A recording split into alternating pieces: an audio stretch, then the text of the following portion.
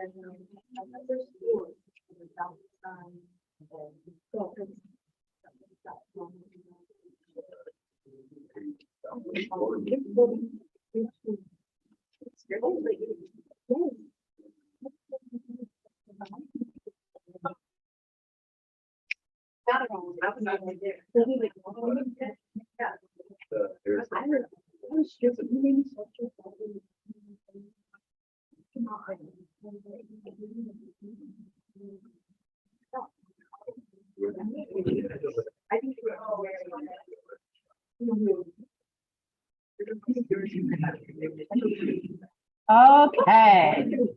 so today we're going to talk about synapses, but before we do that, a couple of announcements. So actually, was that yesterday? Yes, that was yesterday. Okay, never mind. I got an email about the microscopy talk, but looks like I read that a day late. So only one announcement in that case. So on Monday, we're going to practice our understanding of neurons and synapses by talking about some psychiatric medications. I can pick them myself, but if you have any requests for topics you'd like included, I've popped a form into the lecture slides folder.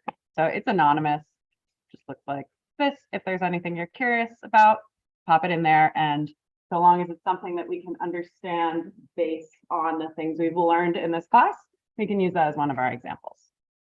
Okay. So we're going to be talking about how neurons signal to each other today. So we're going to first think about two different types of synapses. So a synapse is just a connection between a neuron and the cell it's signaling to.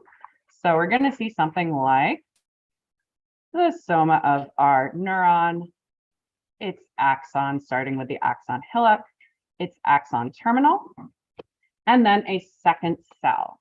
So as we're speaking in this unit, it will usually be a second neuron. So we're going to have something called a presynaptic neuron. So presynaptic neuron and a postsynaptic neuron. Okay. All those are referring to is whether it is before or after this region called the synapse, which is our topic for today. Now, this is what's true in the central nervous system. So the central nervous system is the brain and the spinal cord. But in the peripheral nervous system, as we start to move out from the central nervous system, send signals to the rest of our body, that second cell is going to be a muscle or a gland. So these are going to be our effector organs that we talked about when we were talking about homeostasis. So we'll speak about those separately when we get to our unit on muscles, which will come, I think, in the partway through our next unit. Okay, so there are also neuromuscular junctions. Okay. But for now, we're thinking about neurons signaling other neurons. So we have a presynaptic neuron and we have a postsynaptic neuron, and we'll look at those in detail, which is why I just have a little scribble here. But the presynaptic neuron coming in, it's going to signal onto either a dendrite. So these are little processes that are for receiving signals. When we draw these little hairs on the body of our cell, those are our dendrites. So we might be signaling to a dendrite. We might be signaling to the cell body itself, to the soma, or we could come in from the side and actually signal to the axon, which is going to have a different sort of modulating effect. But we'd name these types of synapses, these connections, just based on what they're touching. So we're going to start with axo because we're starting with the axon of this presynaptic cell. And then we're going to name the part of that second cell that we're touching. So if we're touching a dendrite, we have an axodendritic synapse. If we're touching the soma, so the body of the cell, we have an axosomatic synapse. And if we're touching the axon, doing some sort of modulation, we're going to call that an axo-axonic, axon touching axon synapse. Most synapses are axodendritic, so that's our typical sort of basic form of a synapse. And most of our synapses are going to go in one direction. So we'll have a message flowing from the first cell, the presynaptic cell, to the second cell, the postsynaptic cell. But occasionally we are going to see bidirectional synapses. So we're going to first focus on a separation between electrical and chemical synapses. I'm going to warn you ahead of time, when we're talking about synapses, we are mostly thinking about chemical synapses, but it's important to know that the electrical ones exist. So we are going to look at those first. Okay. So a synapse, we're going to have an association with one neuron and another neuron, or a neuron and an effector organ if we're out in the peripheral nervous system. So either like a muscle or a gland. We're going to have electrical synapses and we're going to have chemical synapses. So our top image is a picture of an electrical synapse, which we'll run through. And then our typical synapse that we talk about at length is a chemical synapse. Okay. So in an electrical synapse, the way that our two neurons are linked together is through a structure called a gap junction. So a gap junction is a type of cell junction where we have proteins clustered together that form a pore that goes all the way through both membranes. So we think of this cell as our first cell, so sort of presynaptic. And then we think about the second cell as like our postsynaptic cell, although we usually use these terms for our more stereotypical chemical synapse. Okay. So we have one cell, next cell, gap junction between them. So things can just freely move between gap junctions. That's really the purpose of gap junctions, is to just allow anything that's in the cytoplasm of one cell will rapidly spread to what's in the cytoplasm of the next cell. So we'll see that again when we think about muscles. We'll see gap junctions in the way that muscles kind of coordinate sometimes.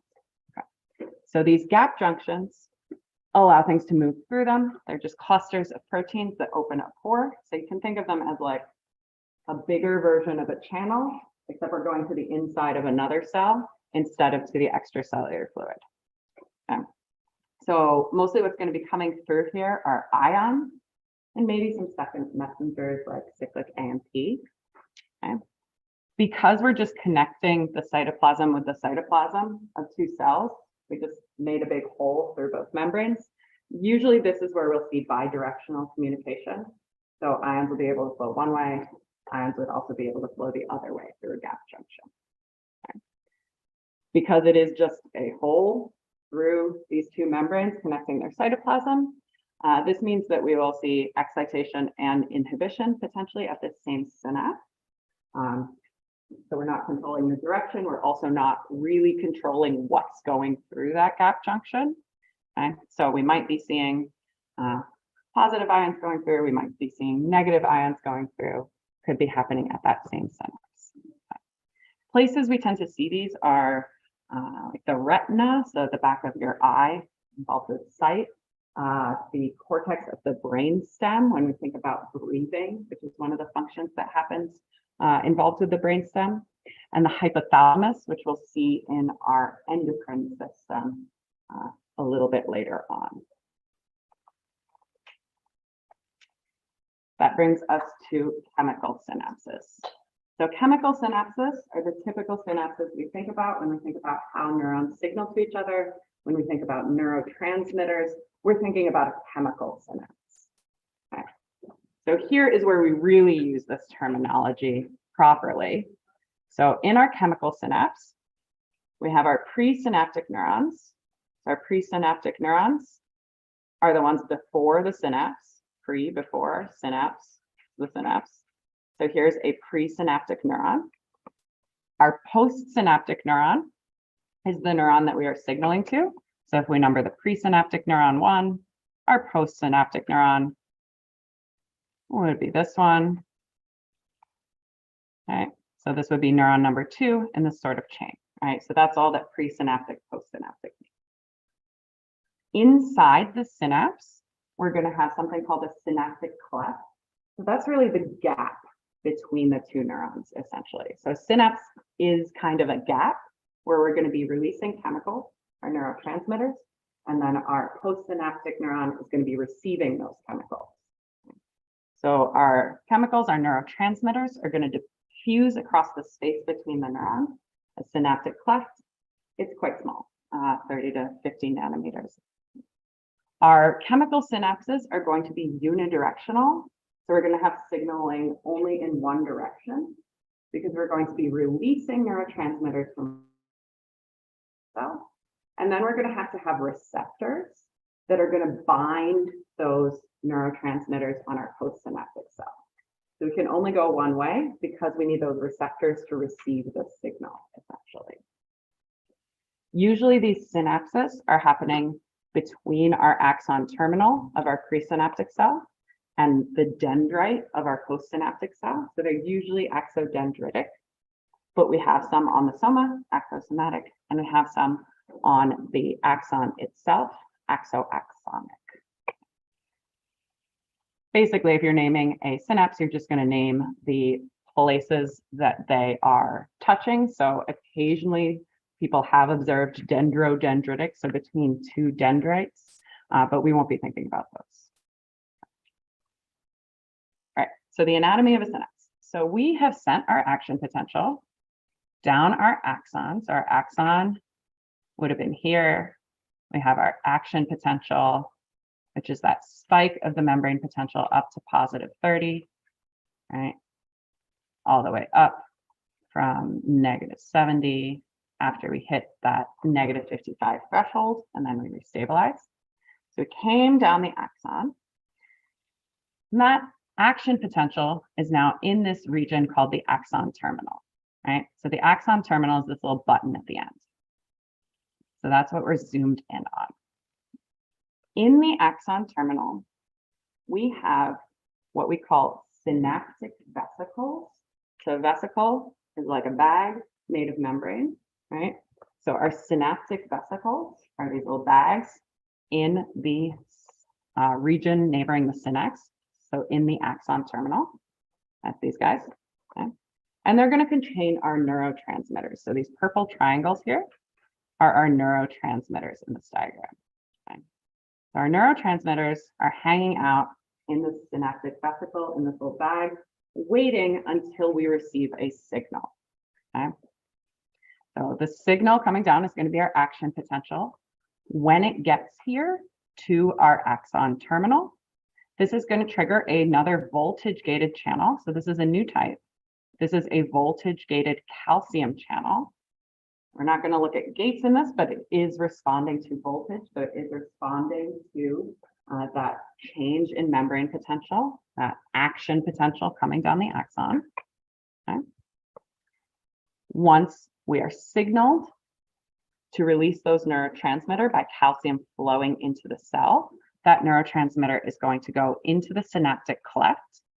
That's this space. So the synapse and the space between our two neurons. This is our synaptic cleft. Those neurotransmitters are going to be received by a receptor. So a receptor is a protein that can bind our neurotransmitter, changing its shape. And then we are also going to have some enzymes here that are going to potentially degrade our neurotransmitters.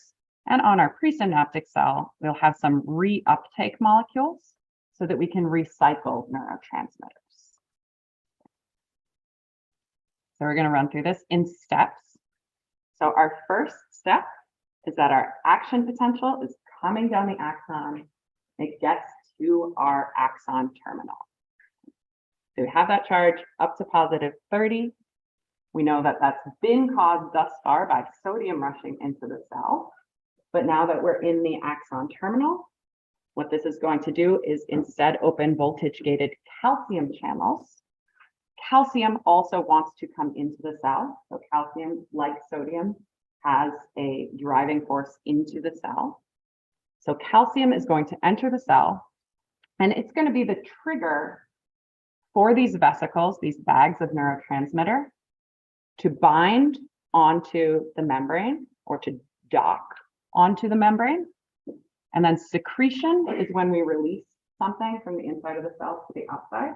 So we're going to secrete these neurotransmitters as we bind on these vesicles and dump their contents into the synaptic cleft. All right, so now our neurotransmitters are in this space. Okay. So the neurotransmitters are in the synaptic cleft, hanging out there.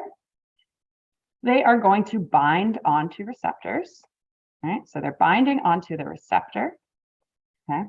And they don't actually go into our postsynaptic cell. They're binding to this receptor, and then that receptor is going to trigger a response. So if you think about neurotransmitters, you may know the names of from everyday life, like dopamine, for example. You don't have to pull that necessarily into your second cell, into the postsynaptic cell.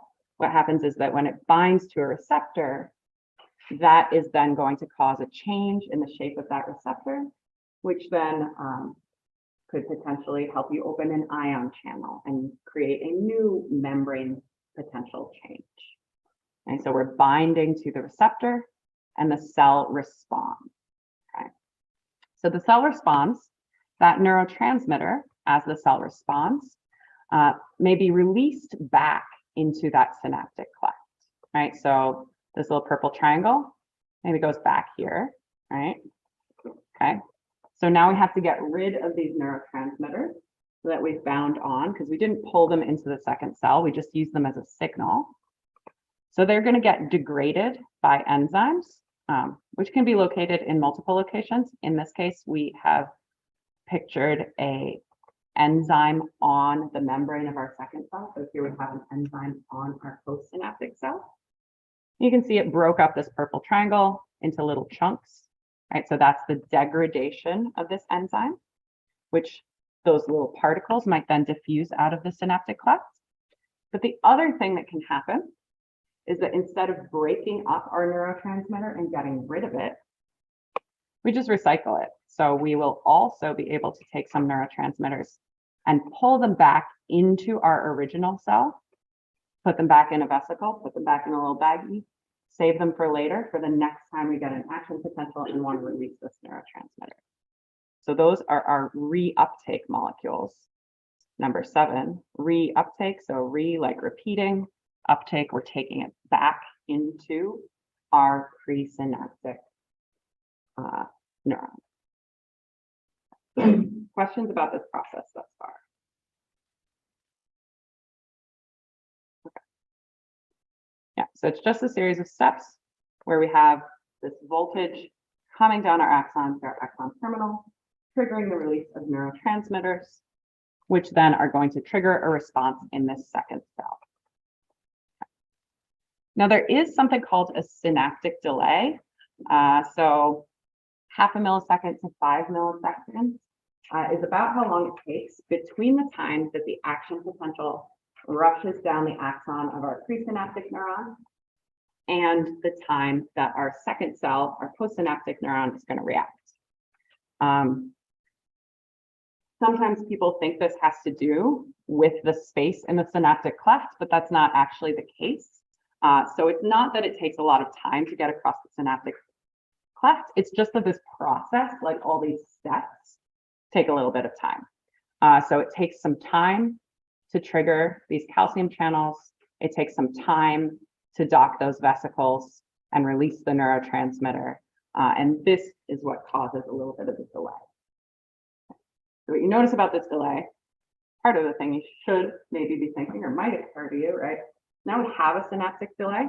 So this is going to be one of the other differences between our chemical synapses, which is this with the neurotransmitters, versus our electrical synapses with our gap junction. So there wasn't really a delay going cytoplasm to cytoplasm. Now there is a delay because we have all these steps before we can get a reaction in our second cell.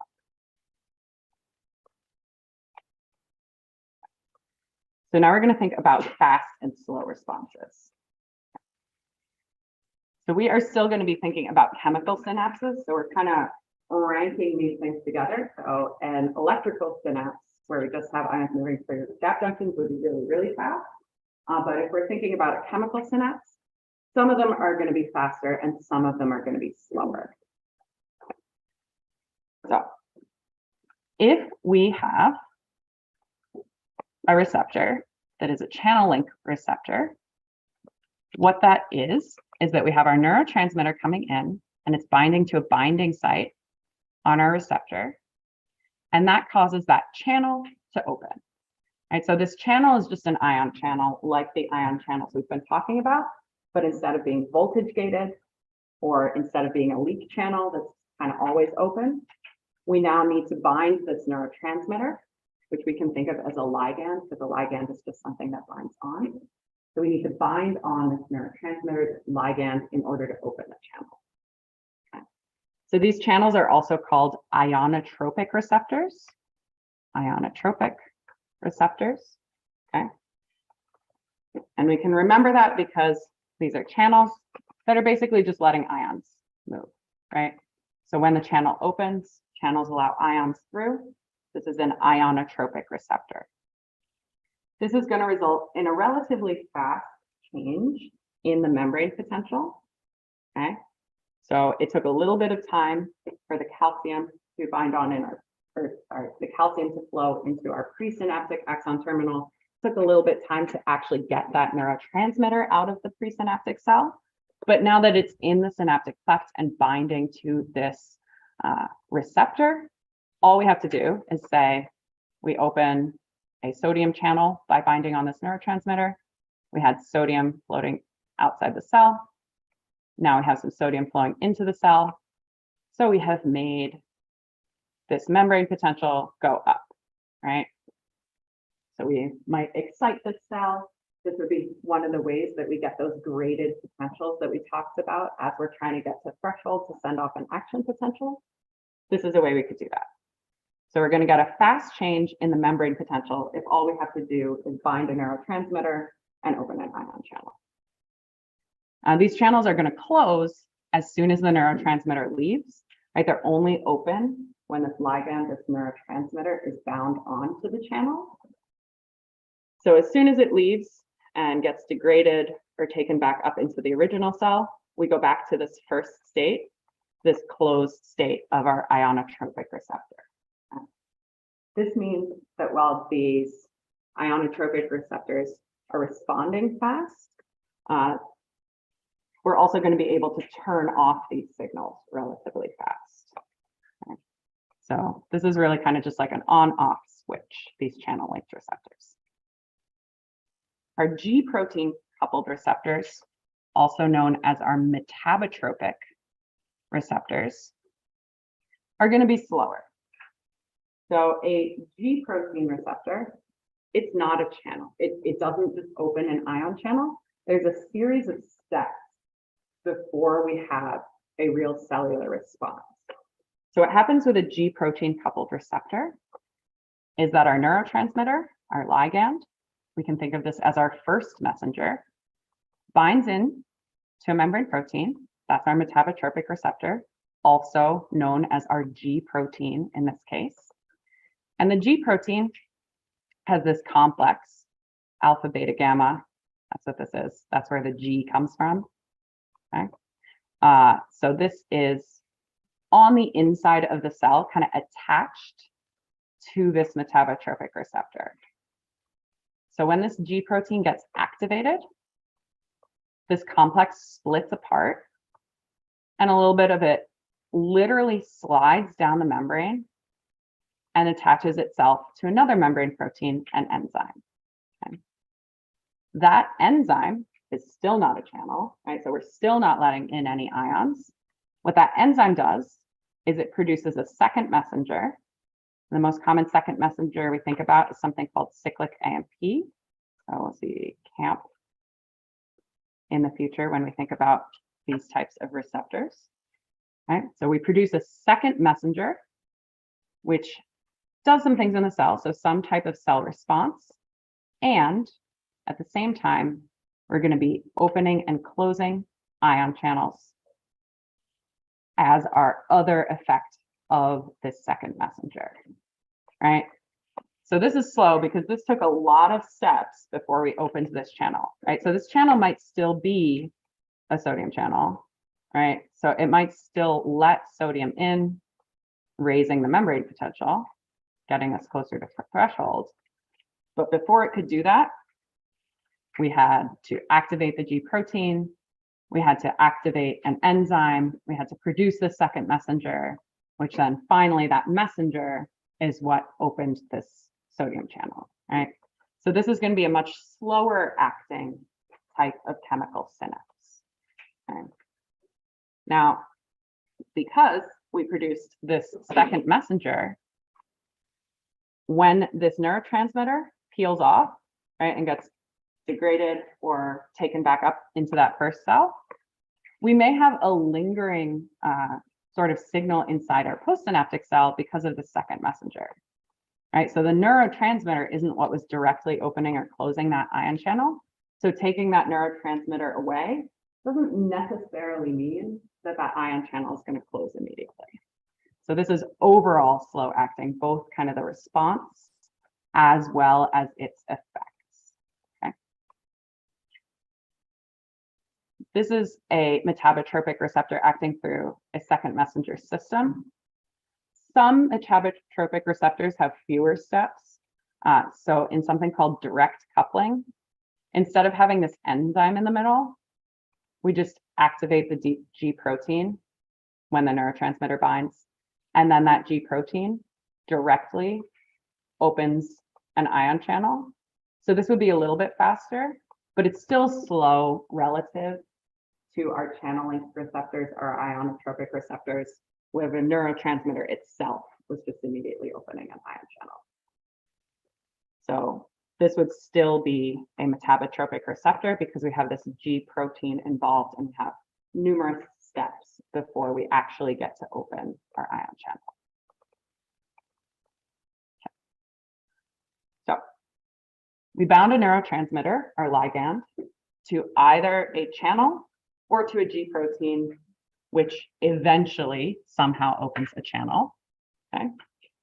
Once these channels are open, we are going to have a membrane potential change because we're allowing ions to move through these channels. Right, so we're leaping back to our discussion on graded potentials now, basically.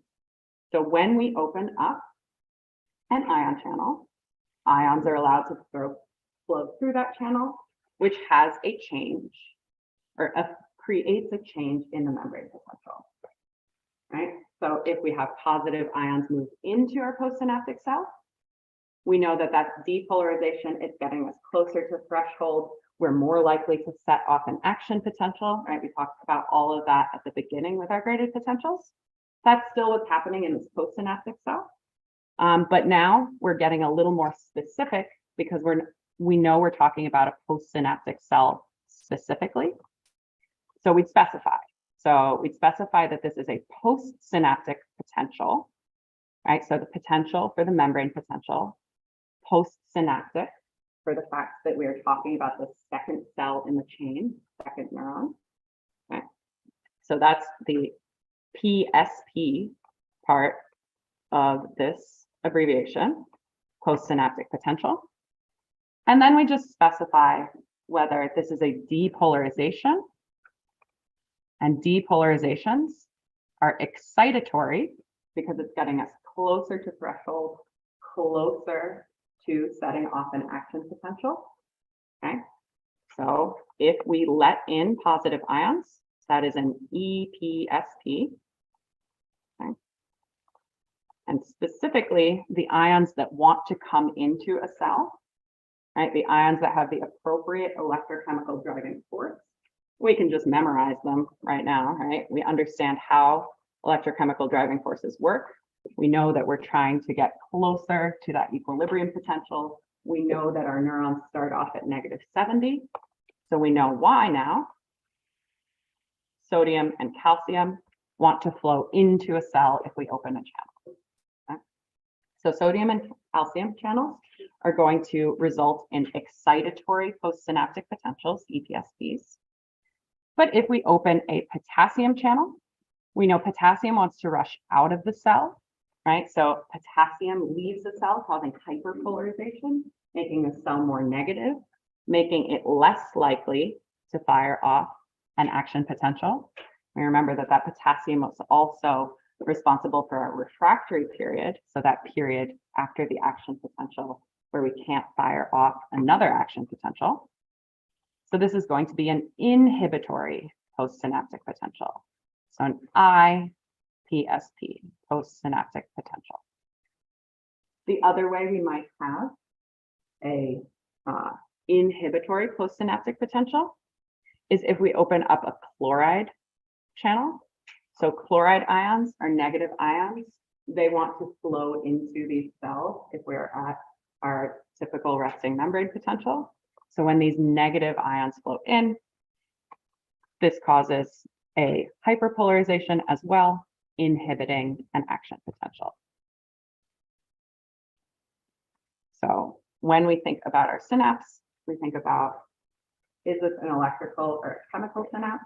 Electrical if we see gap junctions, it's chemical if we see a neurotransmitter.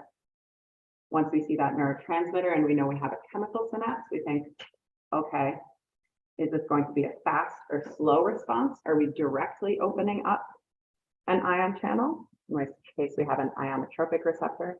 Or are we using a G protein to kind of go through a bunch of steps before we open an ion channel? Those are metabotropic receptors, they're a bit slower. And then we think about, okay, what is the actual effect on that second cell, on that postsynaptic cell? Are we going to fire off another action potential? Are we getting closer to that? In which case it's excitatory, and that's our sodium and our calcium. Or are we making it harder for that second cell to fire off an action potential, in which case it's inhibitory, and the associated ions are potassium and chloride. So those are the steps we're thinking about as we think about these postsynaptic potentials and the signaling.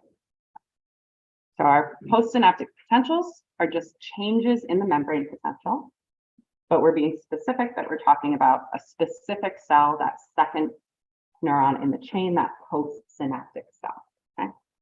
So they're responding to a neurotransmitter binding to something, either with excitation, getting closer to an action potential, or with inhibition, getting farther from an action potential. So specific neurotransmitters are associated with either excitatory or inhibitory effects. Now, because there are many different types of receptors and proteins can have complicated responses, one single neurotransmitter may have multiple different effects, but generally, our most common excitatory postsynaptic potentials are going to be caused by glutamate. So glutamate is our most common excitatory neurotransmitter, and our most common inhibitory neurotransmitter is GABA. Okay. So these are two different neurotransmitters that we see in the brain, in the central nervous system when we're signaling neuron to neuron. Glutamate, most likely to open those sodium-calcium channels, allowing us to get closer to an action potential. GABA, most likely to open those potassium or chloride channels, getting us farther away from an action potential, inhibiting that second cell. So excitatory, more likely to produce an action potential, depolarizes that postsynaptic cell. Inhibitory means we're less likely to produce an action potential. This means we're creating a hyperpolarization, so we're making that membrane potential more negative.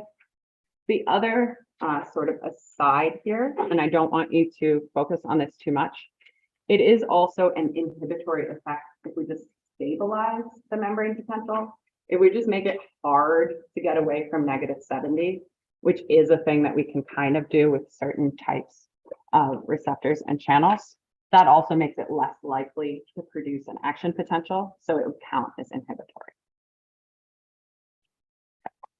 So here we have some examples of excitatory postsynaptic potentials.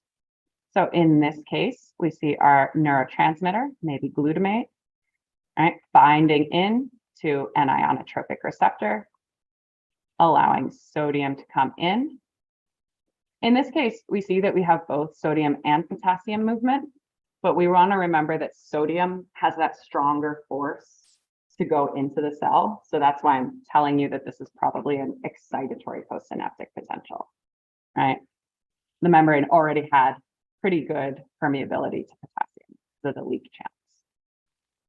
This second example, right, we had a neurotransmitter binding into our metabotropic receptor, activated the G protein, activated an enzyme, which made us some cyclic AMP using ATP. Okay. This is a second messenger, so it had secondary effects. In this case, it was a protein kinase, which attached a phosphate to the inside of this potassium channel. And what this did was close the potassium channel, right? So we prevented potassium from leaving the cell, right? So we prevented it from leaving the cell. So potassium can no longer leave through this channel. So this would also be an excitatory effect. So for the previous slide, we were talking about just if we're opening a channel, really. So if we open a sodium channel, open a calcium channel, that's excitatory. But also if we prevent potassium from leaving, that also does make the inside of the cell go up, right? It does make that membrane potential go up because we're not having that potassium leave as fast. So that could also be excitatory if we're closing it instead of opening. So if you get a question about these things, what you should do is step back a little bit, slow down, and just kind of trace through step by step what's going to come in, what's going to leave, and how does that affect the membrane potential.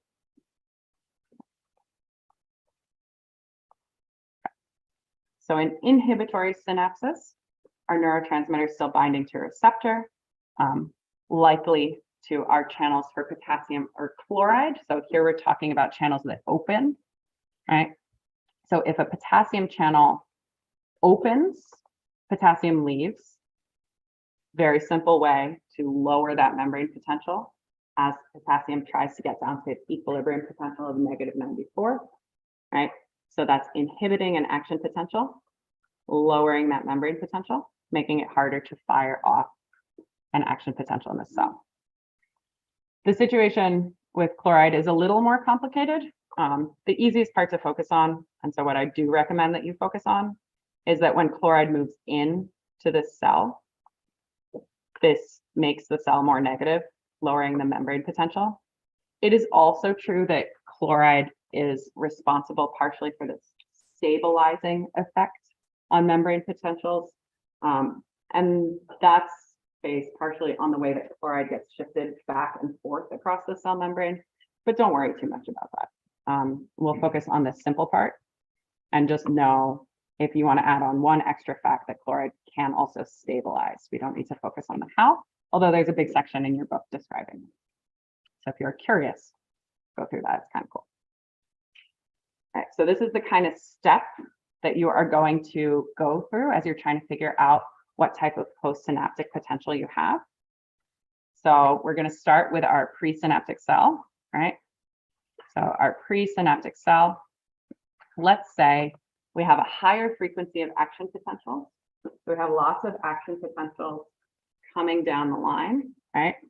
We're going to release a bunch of neurotransmitter because every time that action potential hits the axon terminal, we release some neurotransmitter, right? So we're getting lots of neurotransmitter. We're going to bind lots of neurotransmitter, therefore to receptors, okay?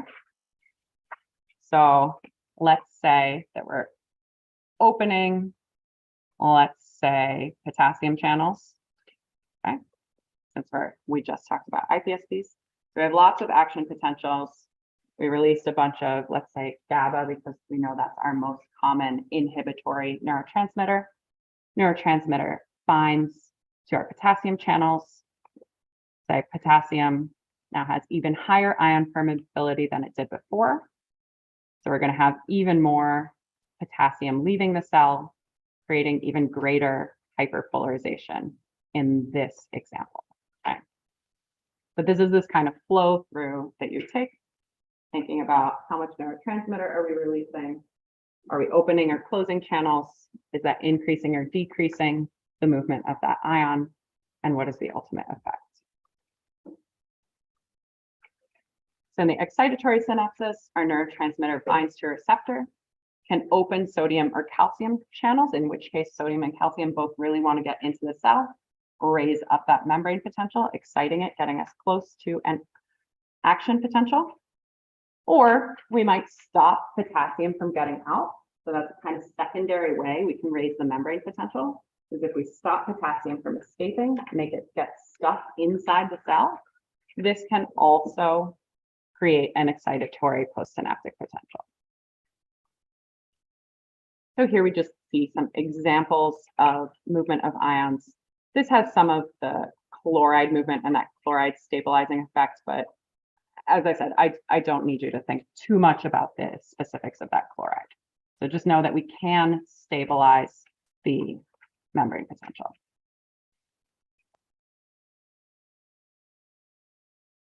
So next we're going to think a little bit about our neural integration and basically how we're kind of modulating these effects, how we have different, like multiple different neurons coming together instead of just two. Okay. So we want to remember our types of ion channels. We had our leak channels. They were responsible for our resting membrane potential. Those are our sodium and potassium channels that are always open. We see them throughout the neuron because that whole neuron is at -70 at rest. Our ligand-gated channels, which we're talking about now, are those ones related to our ionotropic and metabotropic receptors. So we're going to see these in places that we're looking for a signal. So most commonly in the dendrites for those axodendritic connections. Second most common in the cell body for those axosomatic synapses. Then we have our voltage-gated channels. We've thought at length about the sodium and potassium voltage-gated channels. So we know the sodium voltage-gated channel has two gates, the activation and inactivation gate. We need them both open for sodium to rush in and create our action potential, depolarizing the cell. We know those potassium channels eventually open. They just have the one gate. As the voltage spikes to +30, those potassium channels are opening up, hyperpolarizing the cell, or repolarizing the cell first, I should say, and then hyperpolarizing it. We're mostly going to see these in the axon. They're especially concentrated if we have a myelinated axon in those nodes of Ranvier. So in those little gaps where we're going to jump at that saltatory conduction. Okay? They're responsible for our action potentials. And now today we've added on our calcium channels, also voltage gated. We see them in the axon terminal, and their job is to release neurotransmitters. So they are the signal for those vesicles full of neurotransmitter to dock onto the membrane, release neurotransmitter into the synaptic cleft. So when we talk about neural integration, we're going to be talking about a bunch of things that kind of add together and make this system a bit more complex. So we're going to be thinking about summation, adding things together, frequency coding, so frequency, the speed of things, divergence and convergence, and we're going to be thinking about getting that axon hillock to threshold. Okay. So an action potential happens if the axon hillock gets depolarized to threshold, and if that potential is below the threshold, no action potential occurs. We already know that. We already talked about this as we talked about why are we sending an action potential. Okay. Now, we are going to be thinking now about what if we have multiple neurons linked together, right? So neural integration, maybe we have one presynaptic neuron and it has 4 axon terminals over here, signaling 4 different postsynaptic neurons, right? So in this case, we have divergence. So divergence splitting. So we're splitting the signal out to many more neurons, right? Or maybe we have one postsynaptic neuron and we have lots of different neurons signaling to it, telling it to do multiple things, right? So let's say, right, this is the postsynaptic neuron we're looking at. Postsynaptic neuron, pre and postsynaptic neuron. Okay, so postsynaptic neuron, okay? So what we're seeing here is, what if we have this one neuron coming in, telling it to do one thing, but we got another neuron over here, we got another neuron over here, and this single postsynaptic neuron then has to add together these signals from all the different cells that are telling it to do stuff, and it has to come up with whether it's going to fire off an action potential or not. So part of what we're seeing, just an FYI, The reason these axon terminals coming in are different colors is that in general, if we have inhibition, we color it red. In general, if we have excitation, we color it green, right? So red for stop, green for go. So when we have multiple signals coming into a single neuron like this, some may be telling that neuron to fire off an action potential, but there might be other neurons telling it slow down, stop, right? So we're going to have to mentally add together these signals in order to figure out if we're hitting threshold or not. So that's convergence. So convergence coming together, right? So we have multiple different signals coming together onto one neuron. So here we're looking, summation. We're thinking about that neuron experiencing this convergence of signals, right? So we're getting multiple different signals into the same postsynaptic neuron. So we're going to have to sum together, add together these signals to figure out whether we're getting to threshold or not.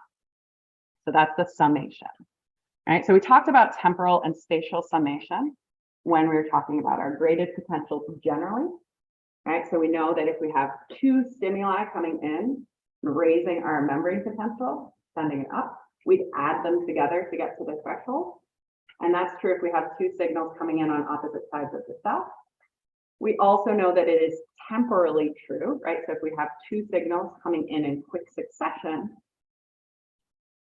there's no time for them to fully fade away. So we can also add them together temporally over time. These are two ways we can add up signals in order to get to threshold and fire off an action potential. Okay. So the IPSPs and EPSPs, the inhibitory and excitatory postsynaptic potentials, are just graded potentials like the graded potentials we talked about before. We're just being more specific about what cell we're talking about. So we can sum them together either temporally over time or spatially at the same time in different places. So here we see that we're getting several signals. So these first two are allowed to fade away. But then here, we sum them together. They came in quick succession. We got to threshold. We fired off an action potential, right? So this would have been two excitatory postsynaptic potentials that we created. Here, we see that we fired off an excitatory postsynaptic potential, faded away. Here we fired off another excitatory postsynaptic potential, faded away.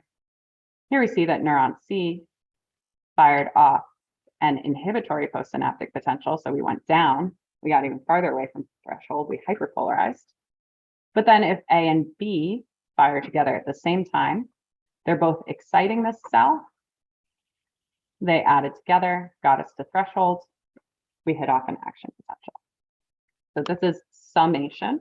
We think about these multiple neurons adding together. We pay attention to which one is signaling, which one is excitatory, which one is inhibitory. Okay, so we're going to stop here for today. We'll still do an activity on how different types of medications can affect it so that we can sort of key in on understanding how we use these properties of neurons. And we'll finish up with these synapses.